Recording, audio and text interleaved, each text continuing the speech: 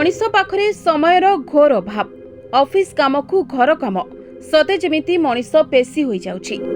गाँ गहली और छोट सहर कथा सामान्य भिन्न किंतु बड़ बड़ सहरर भिड़ भितरे सते जेमिति मनीष हजिगलानी। निज पई समय बिल्कुल नाही। आउ देवादेवी पूजा पार्वण सते जेमिति मनीष पई सात सपन पलटिलानी।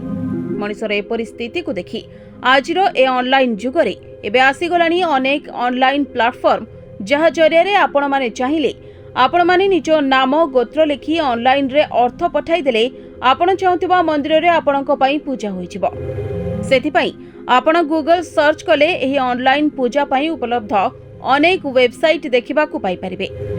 एपरिकी विशेष दिन गुड़िकरे स्वतंत्र भावे निर्दिष्ट देवादेवी पाखरे आपण पूजा मध्य करि परिबे।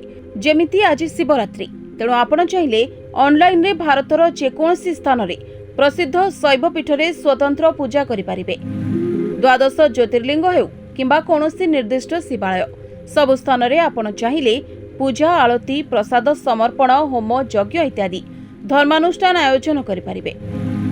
केवल आपण गूगल सर्च इंजिन को जाई ऑनलाइन शिव पूजा सर्च करबा को हेबो। तापरे आपण पाई परिबे पूजा करबा पई अनेक वेबसाइट जहाँ माध्यम रे आपण करि परिबे देवदेव महादेवंक पूजा।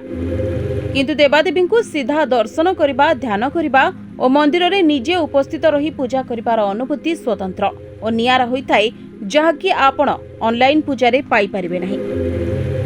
Bureau report NNS Odia.